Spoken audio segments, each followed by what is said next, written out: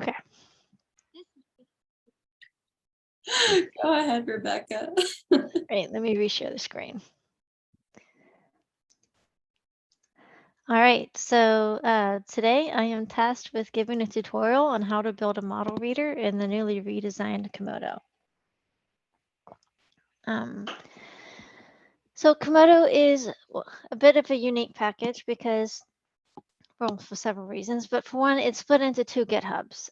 One is managed by Ensemble, our commercial partners, and they supply all of the core capabilities of Kamodo, such as the functionalization, background, foundation rather, the automatic unit conversions, all those kinds of things, and the interactive plotting capabilities. On the CCMC side today, that's what I'm going to be focusing on today, because that's where the model readers live. Okay, so kind of some guiding principles as we get started with the conversation. The key to success with developing a model reader is to copy and paste from other model readers and adapt to your specific case. That's how I do it, and that's how I recommend everyone else does it. Also, test as you go. Get a sample of the model data you're working on, load it into memory, and test your adaptations of the code on pieces of that data to make sure that it works. There's also a lot of generalized functions available in this reader utility script here. Oops. There you go. There's a lot of generalized functionalities available in the reader utility script. So check that before you do a bunch of unnecessary work. The final script ideally needs to work for all versions of the model output. That's what I do with the readers at CCMC. So for example, the WAM IPE that's coming in the next release not only works for the data versions at CCMC, but also that produced by Boulder.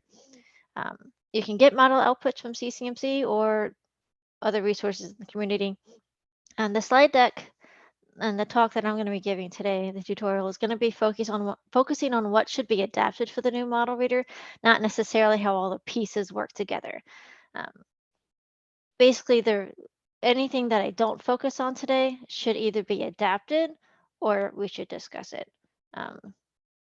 Like I can help guide your endeavors along the way. Okay, so there are a couple main parts. I'm going to talk first about the metadata dictionary, which is at the top, then how to deal with the time grids retrieval, particularly in how to deal with model outputs that can have more than one time grid, how to map the variable names in the files to the metadata dictionary to what the user wants, and then how to deal with coordinate grid retrieval, particularly when that coordinate grid can be different for different pieces of the data. How to get the data and functionalize it, a couple special cases, and then a few steps to include it in a fly through. So first things first, variable metadata. This is honestly the most tedious and long part of writing the model reader, this part right here. If you have only a couple variables, it could take you maybe 15 minutes. If you have a complex case, it can take a long time. But the construction is very simple. It has a standard name, model underscore var names. The keys to each of the entries in the dictionary are the name of the file. It's followed by a list of things, which is described here. The LaTeX representation, basically how that variable is typically represented in the literature, a longer description, an integer whose role is being debated, but keep it there for now, and then some coordinate system information and the units at the end. Coordinate system needs to be a coordinate system grid either from SpacePy or AstroPy right now. We haven't incorporated the coordinate systems in SunPy or any other package yet, but Ensemble is working on getting funding to work with that. The name is case sensitive, so it needs to match the case in whichever package that it's in. And the grid is either going to be Cartesian or spherical, so CAR or SPH. The coordinate list has to be in a particular order. For Cartesian, it needs to be time XYZ, which is the typical thing. For spherical, we need time, longitude, latitude, and then the vertical coordinate, for reasons that become apparent when you study the details. The unit strings sometimes can be a little tricky, but in general, don't use spaces. Don't assume that it can understand an implied exponent. Just use the typical Python notation here, and 9 times out of 10, you'll have the right guess.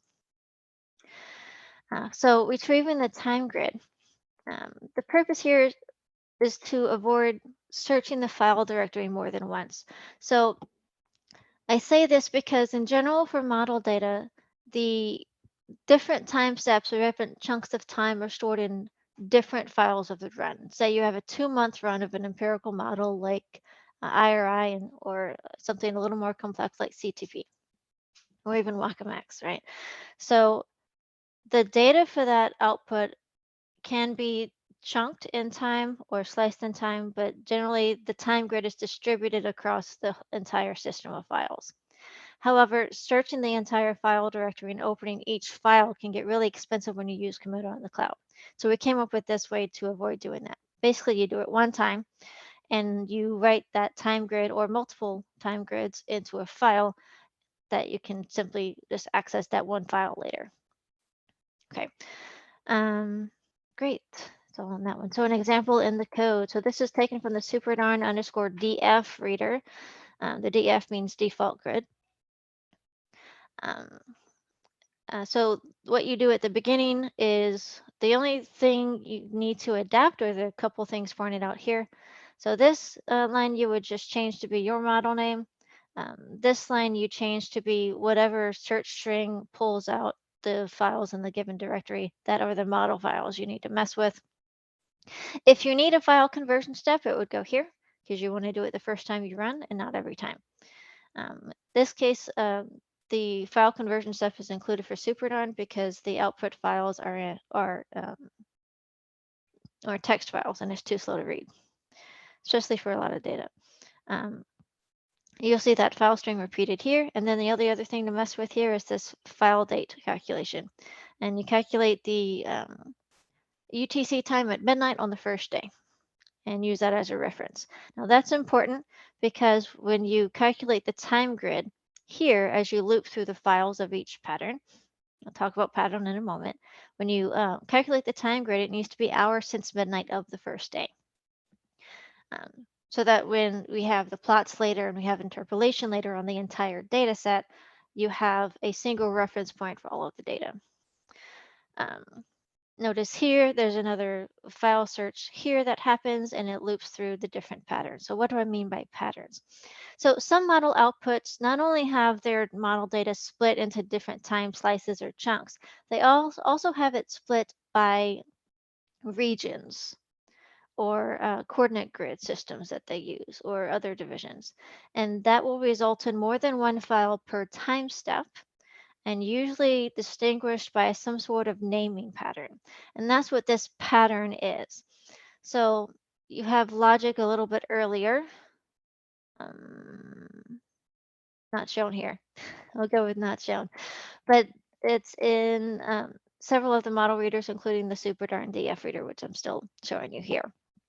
But you have to figure out some sort of basically a string split pattern that you use to find the naming pattern, the different naming patterns in the directory, disregarding the time information. Okay, so once you have the patterns and once you have your time grid loaded with the correct reference point, the rest of the code takes care of it for you. It pulls it all together, it writes it to a file here, creates the 2 time files, and then after you run it the first time, this line right here gives you all the pieces you need to keep going. All right, moving on to variable mapping. You have to have this work with 3 different options, and there's a default, and then there's some hairy stuff to help you out. So the 3 ways to use the variables requested term in the model reader execution is either when the user gives it, the model reader needs to functionalize the requested variable and any associated variables that are needed. We'll get to that later. If it is not given, the default needs to be to functionalize all of the possible variables in the given data set.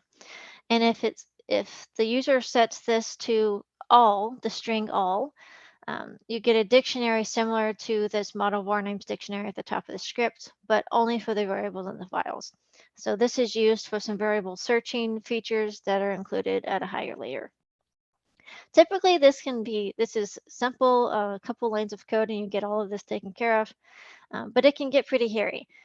For example, with the CTP output, the model developers wanted to give me a bad day, I guess, and they gave me um, the different variables in files, but that had the same name in the file, and that meant I had to include a whole bunch of extra code to make sure those didn't get overwritten.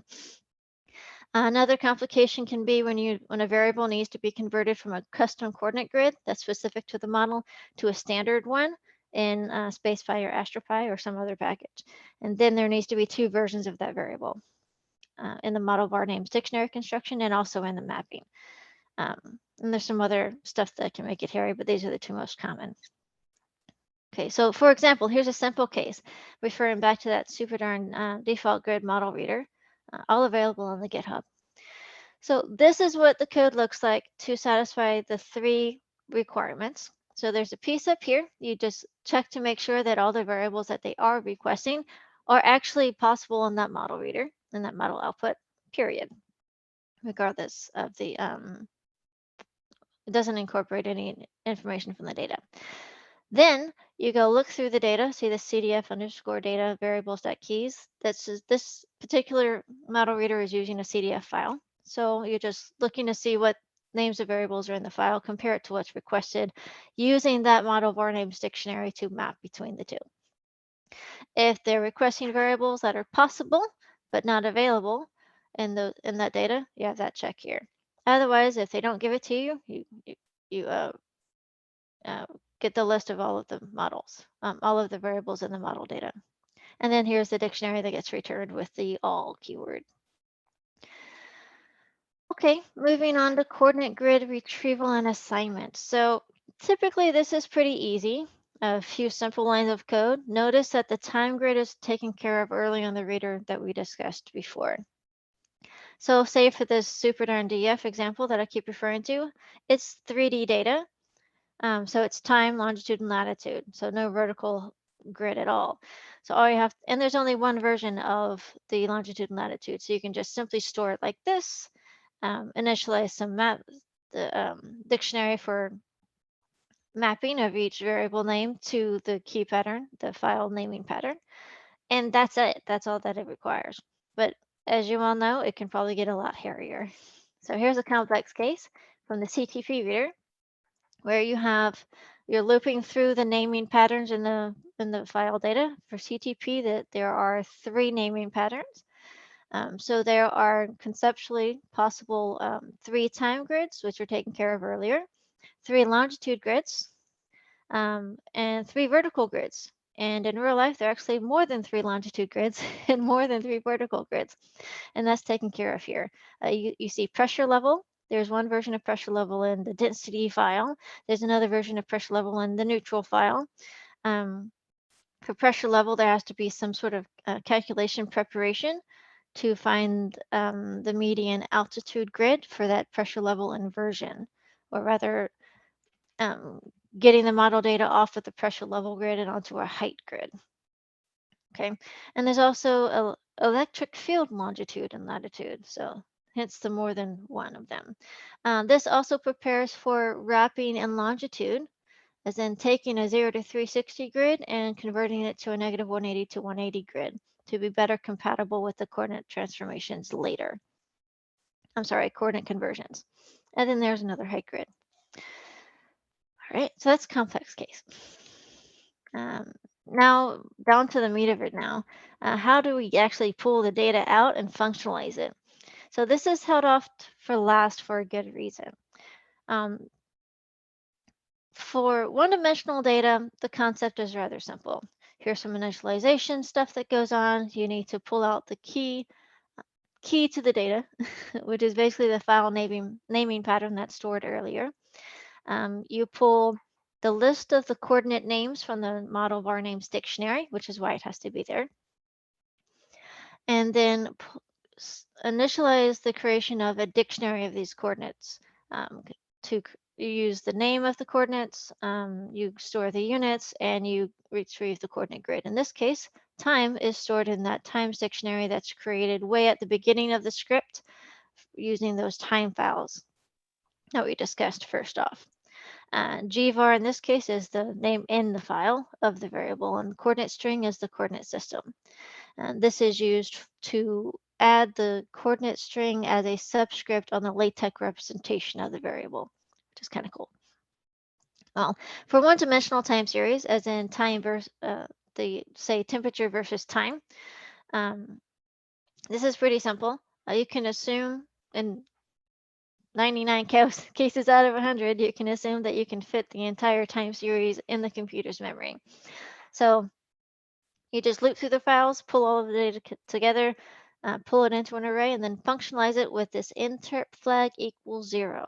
So that flag equals 0 is the default value. I'm including it here to be obvious. Transparent, that's the right word. And it basically functionalizes the given NumPy array. So one-dimensional is pretty simple. Otherwise, we have to do a little bit more work. But again, copy and paste at will.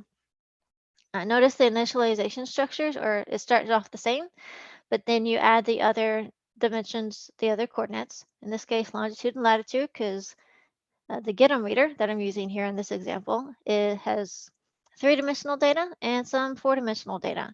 So 3D data in my mind is time, longitude, and latitude, or time x, y, whatever the coordinate system is. 4D data is time and all three spatial components. Notice the height here is included. Here, you see a function is defined and then given to this functionalization call with a different flag. Okay, so what's going on with this? Well, we have to assume that if it's not 1D data, that you probably can't read the entire data set in for 3D or 4D data and be able to fit that in your computer's memory. If you can, it would probably be really slow. We don't like slow, we like fast. So the solution is to functionalize the data only as needed. And since model outputs are typically distributed by time, you can functionalize only the slice or chunk of time that you need depending upon how it's stored and what the file size is. So for GitHub, the model data is stored in one file per time step. So the easiest idea to apply on top of this is to functionalize one time step at a time. Typically, that means for a given time, you need to pull the time step before and the time step after, functionalize that, and then interpolate through that piece of the data set. And that's exactly what this does. So under the hood, this functionalized data set that's available in the reader utility script, RU, performs exactly that function. So all it needs is a way defined by a method defined by the model reader to pull that data out of the given file. It figures out what file it needs and tells the model reader, tells this function what that is. Using this function, it can retrieve that file slice and move on with life. So that's interp flag 1 for time slice data. And this is exactly how you do it. That's it. For time chunked data, you need a little bit more code. Because if you have a chunk of data and you're trying to interpolate a time that's between one chunk and the next, well, you need to pull a slice from the next file, attach it to the data piece that you have, and then you can interpolate properly. And that's what this second piece of data shows. And it's just pulling the first time slice, see the 0 here, from the next file, appends it onto the data you pulled from the first file that you needed, and now you have a data set that has no gaps. There's some data manipulation here that wasn't needed for the GetM data. In the GetM data case, that was because the GetM data comes as binary files, so there was a file conversion step, and the data manipulation happened there. Not the case with CTP that I'm showing here. It comes in CDF files, so we don't do a file conversion step, don't need to. So we just do the data manipulation right here. So in this case, it's just transposing the data for some of the variables, not all, and then there's longitude wrapping that occurs with this simple execution statement.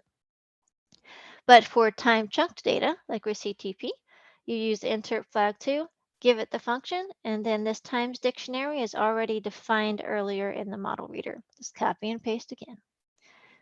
And the rest of the logic is taken care of under the hood. Now, the complex case that snuffed me for a while was WACOMX. Now, WACOMX has time chunked data like CTP and many others in the ITM domain and in other domains, but the file sizes can be too large for memory. In fact, for one given time chunk, you'd be looking at 52 gigs trying to pull into a 16 gig memory. It's not going to happen.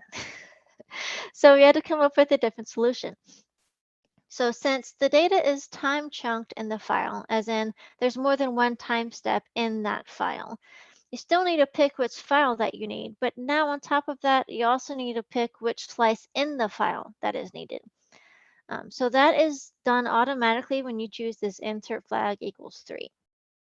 That's what that logic, that's the direction that the code will be pointed to for that flag. All right, so it figures all of that out for you, and it gives you the file number and the slice number in that file, or the position in time in the file that that desired time is located at. Um, Pulls that slice from the file, does any data manipulation on it, and and returns that data. Then that data is functionalized in this functionalized data set, and you get all the interpolation that you need. All right, that's all there is to that. Okay, a few special cases. I'm going to spend a little time on this, and then we'll be closing up. And we can dig through code if you wish. All right, so looking at the WACOMX model reader, a piece of it shown here. Uh, what does all of this do? So WACOMX has a vertical coordinate system grid that's dependent upon pressure level. In this particular case, that pressure level actually has a physical unit of hectopascals, shown right up here. That's not true in all cases. For CTP and TiGCM, it's a unitless pressure level scale that's defined quite differently between the models. However, regardless of which pressure level coordinate system it is, you still have to invert it to get from pressure level back down to height, because you can't interpolate a satellite trajectory through model data that's dependent upon pressure level. All right, so here's how you do it. In the WACOMX model reader, the name of the variable to invert is this h underscore geopat underscore ilib. Okay, you can go dig in the model reader for more details. So why am I saying invert this thing? So for every model output that depends on pressure level, you can expect it to also output a function called height or some variation of that name. And it takes the time, longitude, latitude, and pressure level and gives you the altitude, whether in centimeters, meters, kilometers, whatnot.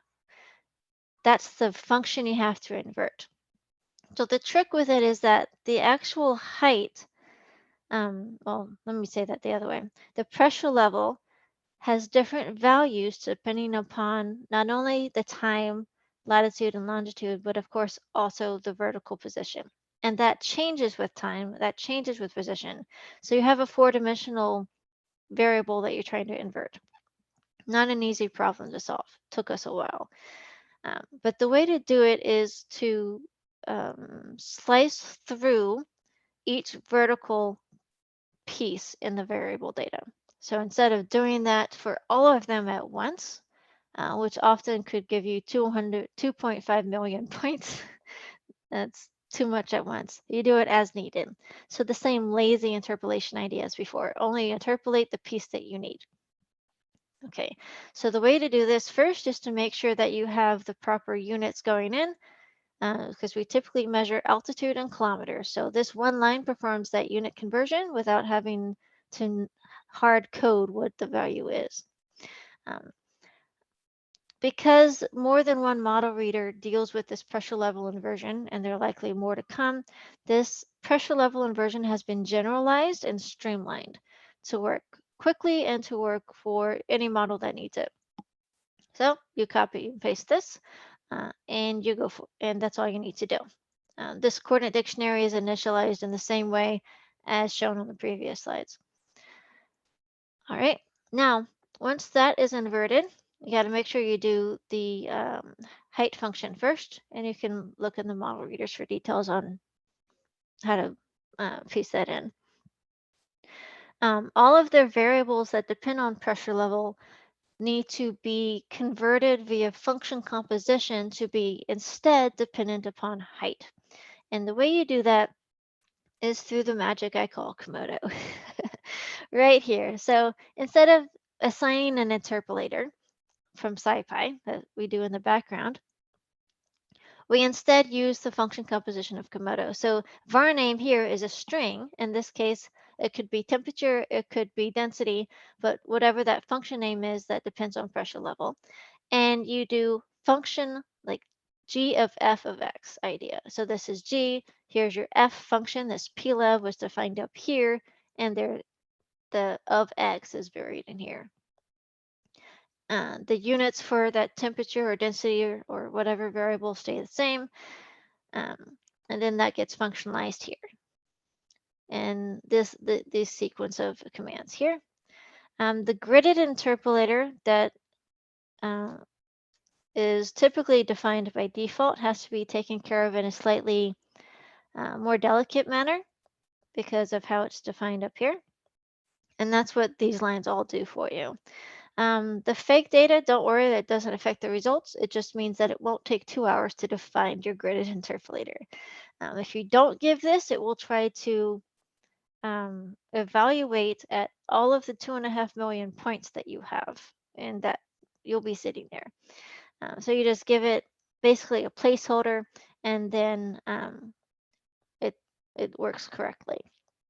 Now, the thing you have to do to make sure that the plotting happens right is you have to give it some sort of height grid in kilometers. So this is calculated by basically taking the median value at the median altitude value across time, across longitude, and across latitude, the median value of the height for a given pressure level. So an approximate grid. This is just for plotting purposes. That's the only way it's used. The interpolation itself doesn't depend on that grid at all. All right, copy and paste the rest of the lines and it's all taken care of. Okay, one case that's starting to come up more often is the need for a custom interpolator. So similar to the pressure level, but in some ways more specialized, particularly for the model. This has already come up with the SuperDarn data. In this case, the equal area grid. So this EA is equal area grid. And it's needed because the equal area output has a longitude grid that changes with latitude. So near the poles, there are, let's say, 3 to 5 values in that longitude grid. Near the equator, there are many more. So that's not a grid that you can handle up in a direct manner through a SciPy interpolator. So you have to define an interpolator per latitude, which is a custom interpolator. So right here, what you see is the function that gets handed off to the functionalized data set that I'll show on the next slide. You'll see the function has just function of I, where I is the file number as noted here. So this is time chunked data that you're looking at. All that this is doing, it's pulling this special format of data, in this case into a dictionary of multiple arrays, and then appends the time from the next file into that same structure. So that's what that is telling you. Here, whenever a custom interpolator is needed, it goes right here at the end of this function. After any data loading and after any data manipulation, goes right in here. And this is going to be custom for whatever the model developer or user defines. All right, the next lines of code, how do you tell the functionalized data set that this is not an array that the function gives back? It's actually an interpolator. This function default right here. So usually the default value for this is data. If your function here returns an interpolator instead of a numpy array, you just tell it it's an interpolator. So tell it custom. I'm doing my own interpolation. Don't assign one for me. Well, with that case, you have to again handle the gridded interpolator creation with a little more care, which is accomplished by the code you see here. So this is very similar to the code used to handle the gridded interpolator creation for the pressure level inversion. Very similar. Okay, there are more special cases, but I think that's enough for today.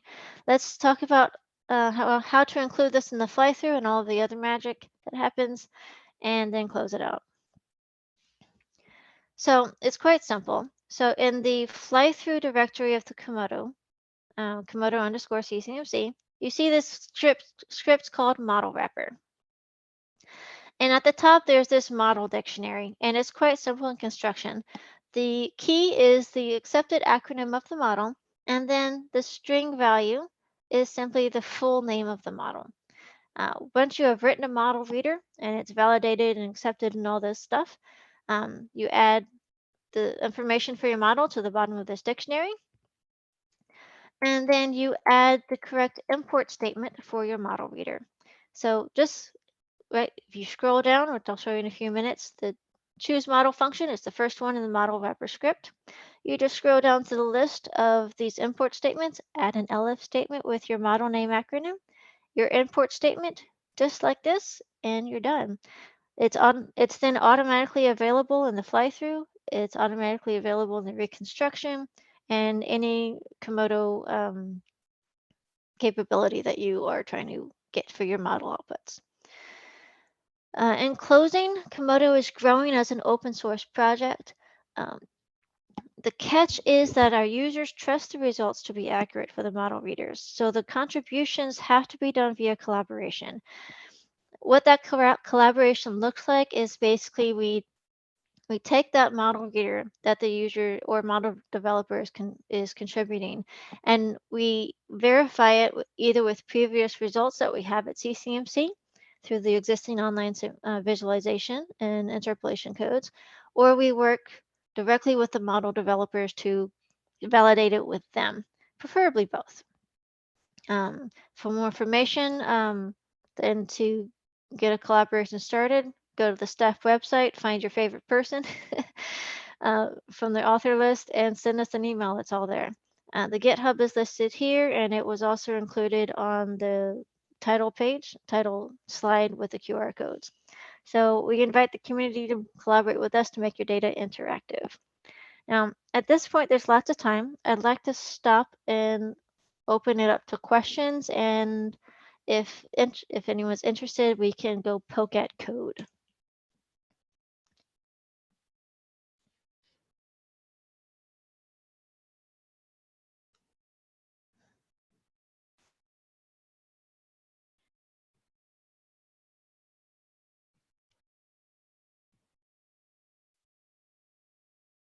Perhaps we could go poke at code. It's best motivated by questions. That's fair. Okay. Okay. So code time. So here's ready utilities.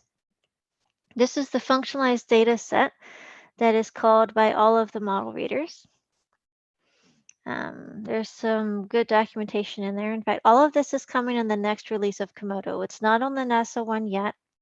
It's on my GitHub. Rebecca Ringett, whatever the name is, but coming soon. There are a few minor checks I'm closing out.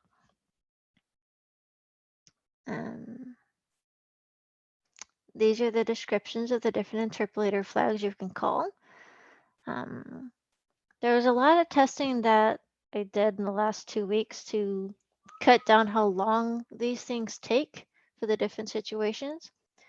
And we got it down like a given interpolation call went from taking, what was it, 4 minutes to about 4 seconds. So we were happy about that improvement. So it's faster now.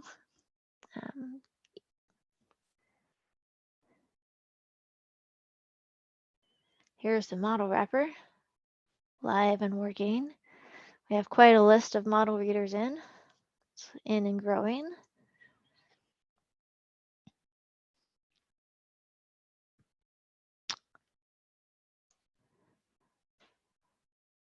Wacom X, here's a full Wacom X reader. And if I slowly scroll through here, you can imagine how long This can take when you have a lot of variables here. This is the bookkeeping part of life.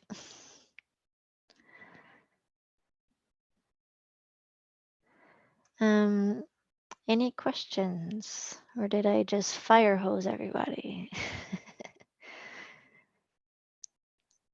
Well, maybe just talking through a little bit about how our process, I mean, we, Oh, yeah. with the Komodo design, we got things working.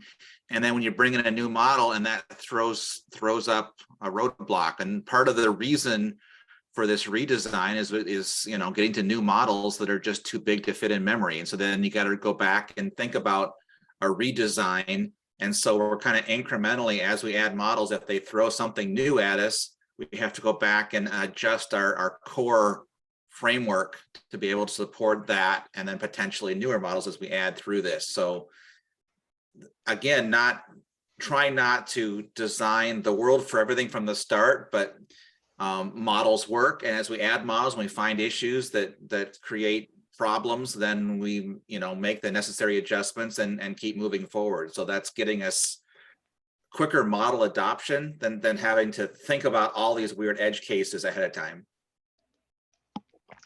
Yeah, I mean, before we tackled Wacom, this default option was the only option that we were using.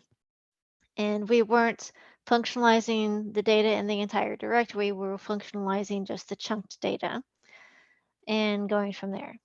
And you had to re-execute and recreate the model reader for each new chunk of the data. It took care of interpolation between files and a recursive sent using recursive calls, but it was clumsy. Fast, clumsy, but worked.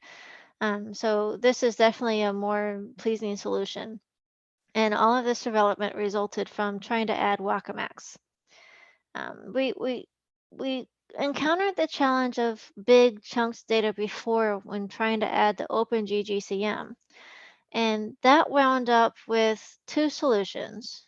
I'll go ahead and throw the nasty laundry out onto the screen. I'll put these two up. So the first solution for big chunk data was just to deal with a few variables at a time, and then if your memory crashes, it crashes. And that's what this did. Okay. Um, messy. This is definitely the old format. You see a recursive, this full-time implemented a recursive call, if my memory serves me correctly. And then you see coordinate grids being dealt with. Some tolerance levels going on here, and then functionalization happened over here.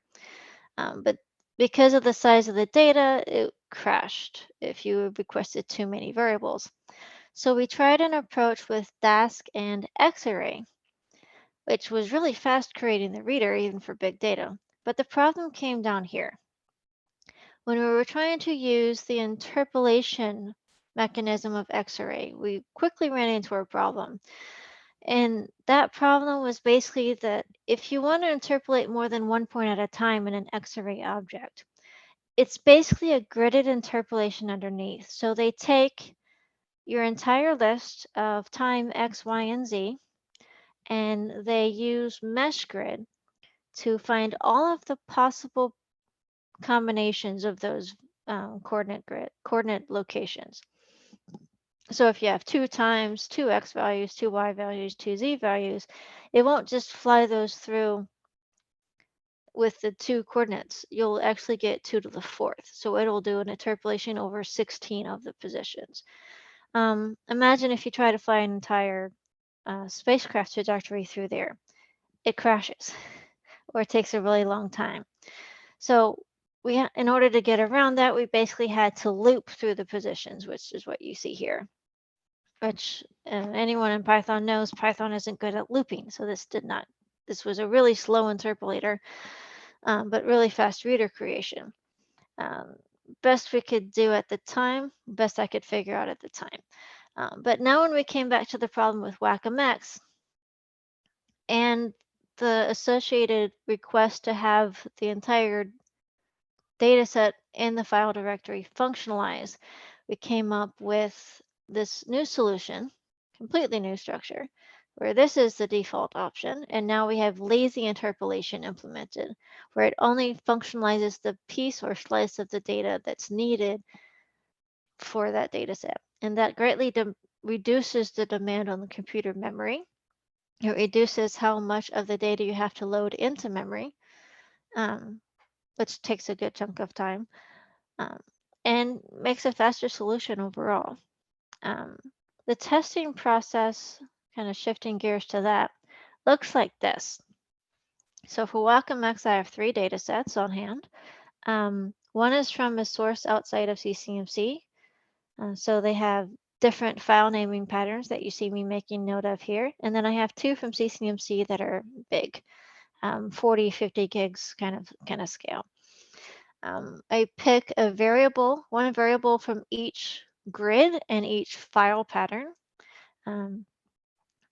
and test plots using that. So you see this HGeoPat ILEV that I mentioned before, and then you see the function that's the inversion of the pressure level.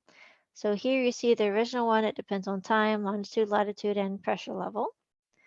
You see a unit conversion here that happens, that one line of code, and it Kamodo automatically understands that this particular function gives me an output in meters.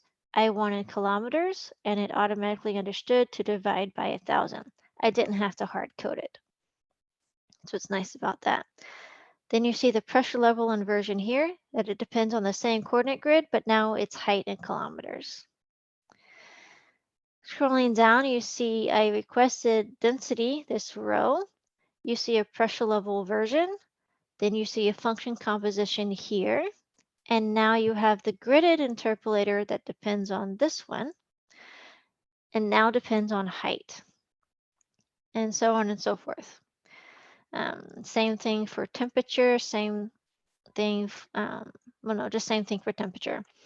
This is included because it's one of the variables that is just a one-dimensional time series. So I used that interp flag 0 to just functionalize the entire data set. Here you have a 3D variable, just time and 2 coordinates. In this case, it's magnetic longitude and magnetic latitude. So test that. And then you have TEC, which is the regular longitude and latitude. And look at the units. So those are basically TEC units. Yes, I know we need to add it to Kamodo as TECU. So then there's time tests that go on, make sure that the unit conversion happened correctly.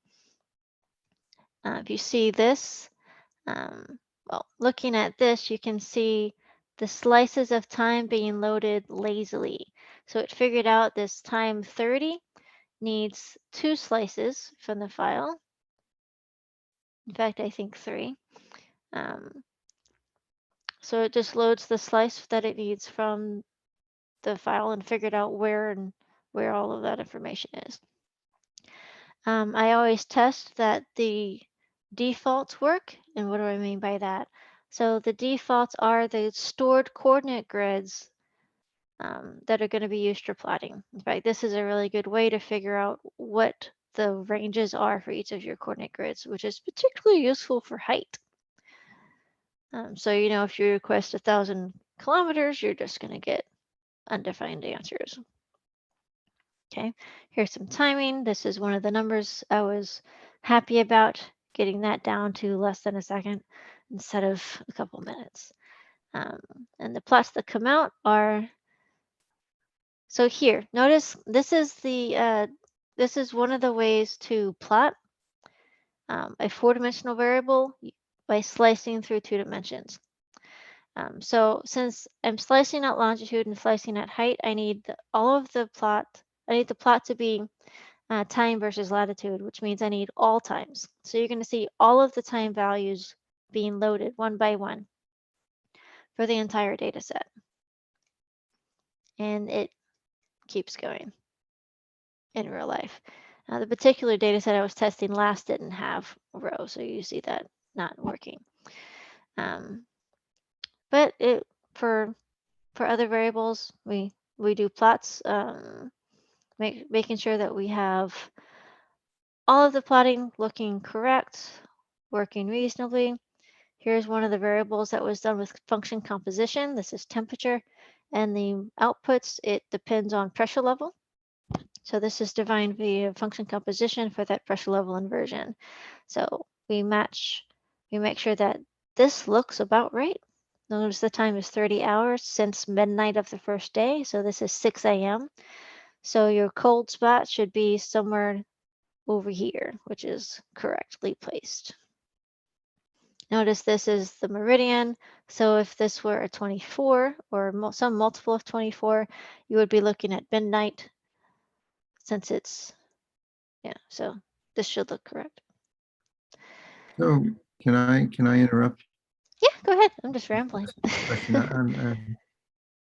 It's clearly a lot of nice work that's gone into this, but I'm thinking in terms of coming in as the naive user that I am, and I just want to see. I've got a magnetospheric model. I've read some output from it, from some nice run that's already been done. I looked up in the metadata and found the right thing. And now I want to see isosurfaces of density and velocity fields in this magnetospheric model.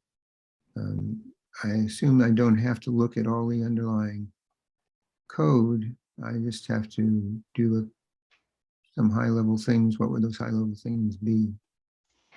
Well, first you got to figure out if the variable is in your model data. So let me steal this. And density and velocity had better be in the model data. Well, depends if you chose a model correctly when you ran the data. I don't Okay. know what is this model? I don't know this model. So this is WacomX. It's one of the newer models.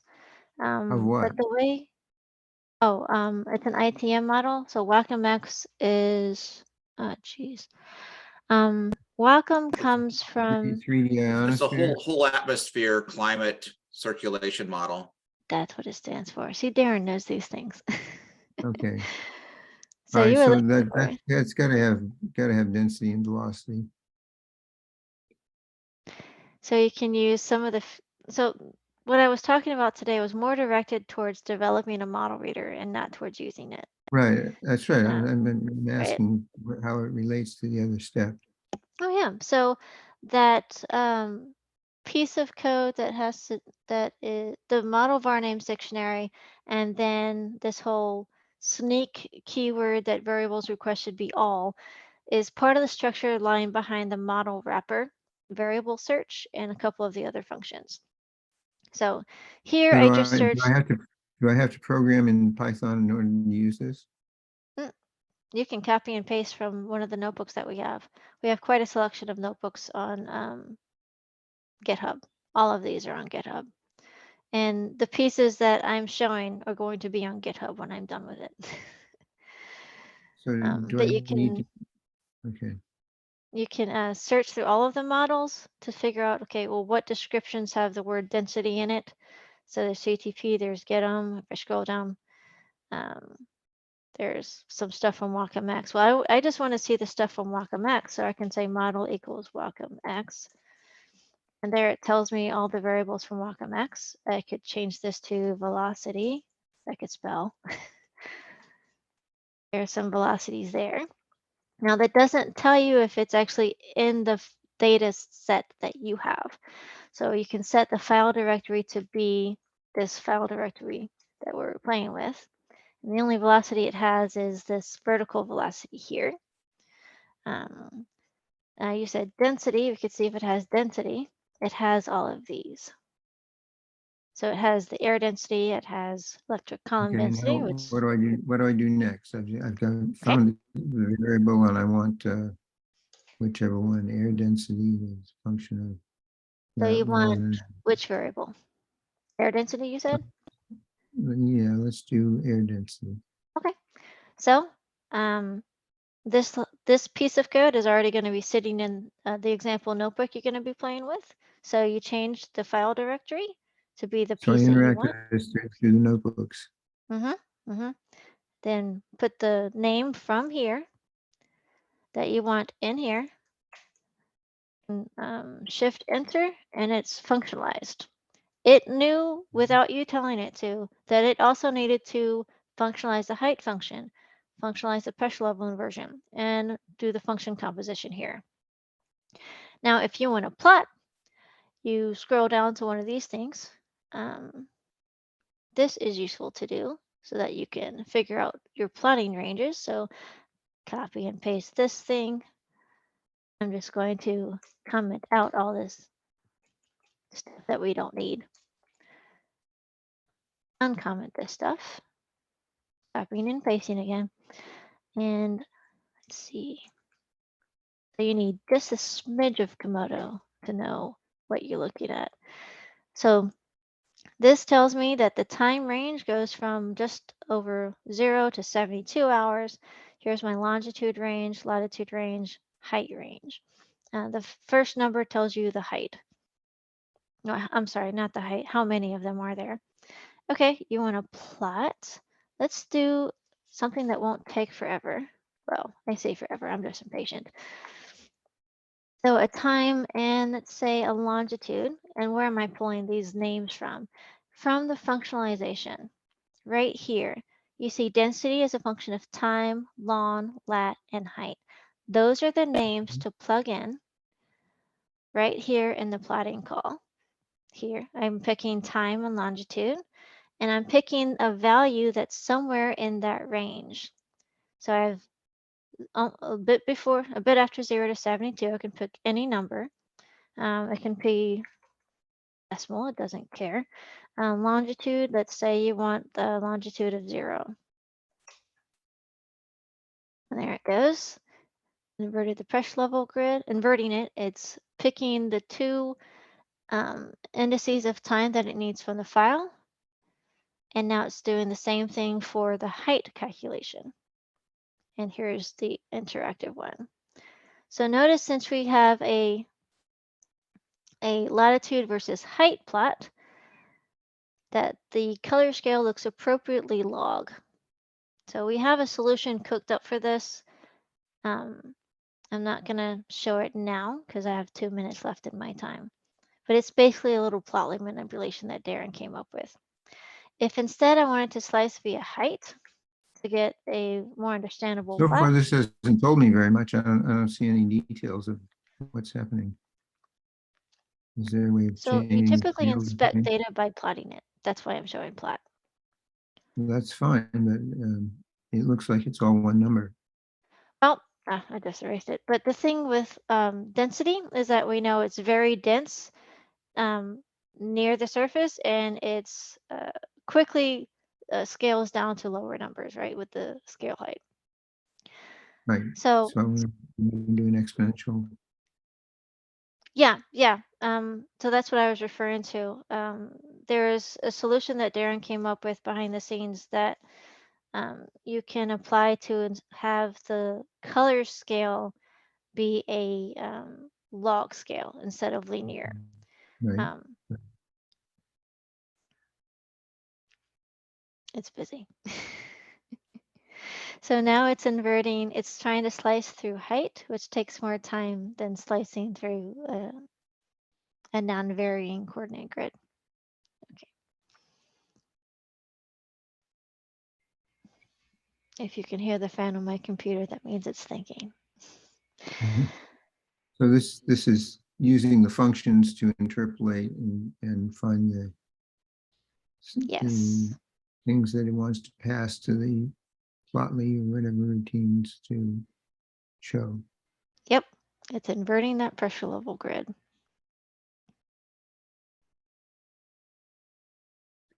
So one thing with having fully functionalized all this stuff, again, she's showing doing particular slices through it. We can fly satellites through it and do data model comparisons. We can do a lot of things with it once we've gotten to this threshold, right? So then the whole second phase is how do you turn it into analysis tools?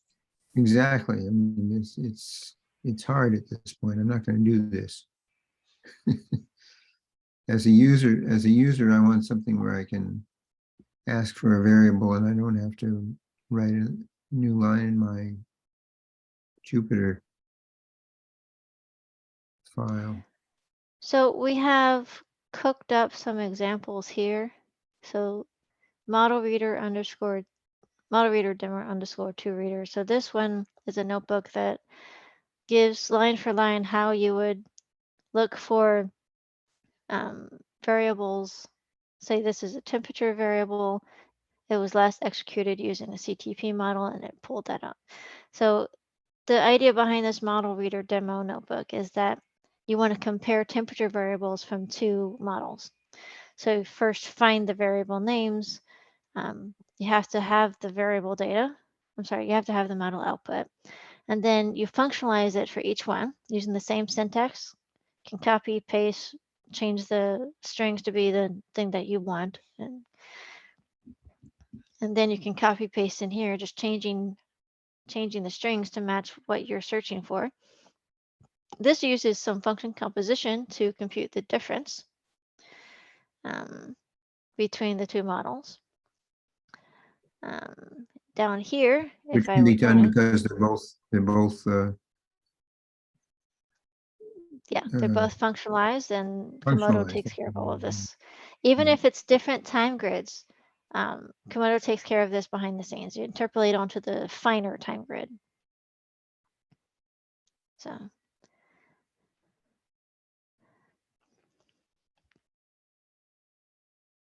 Okay. no, that's the wrong thing.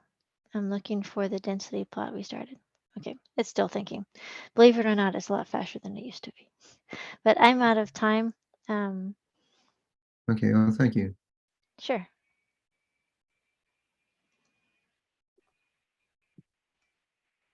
Well, thanks for the overview, Rebecca. Sure. Yeah.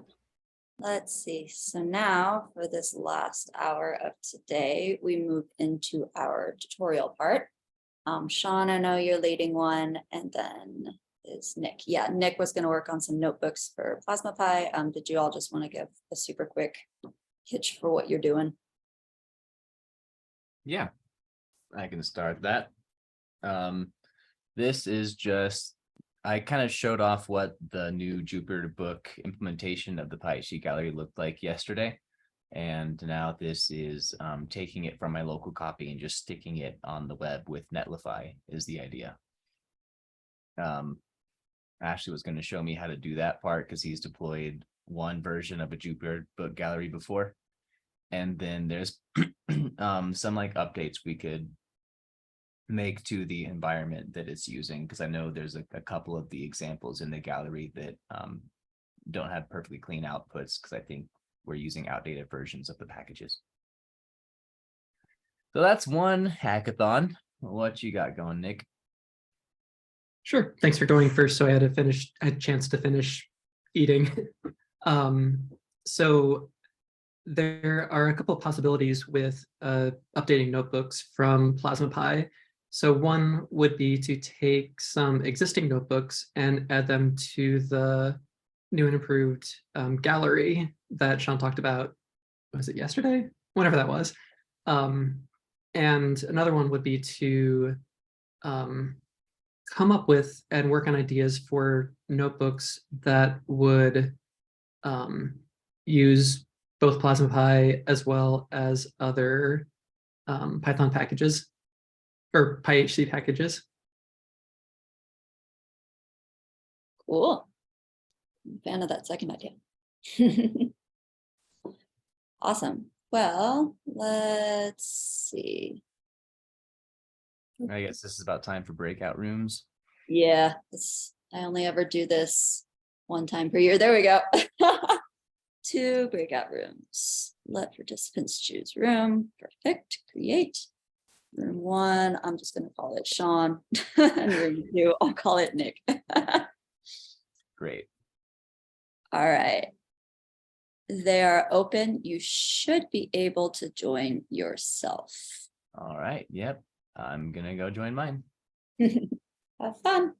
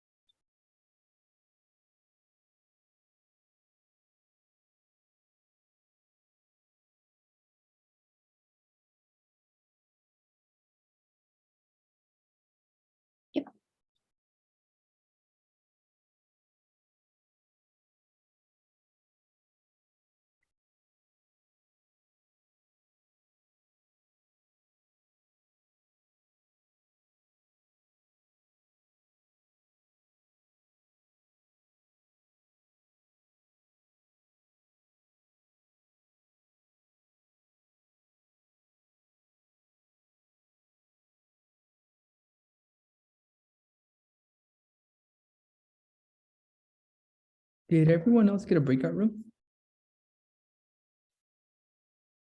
I don't know.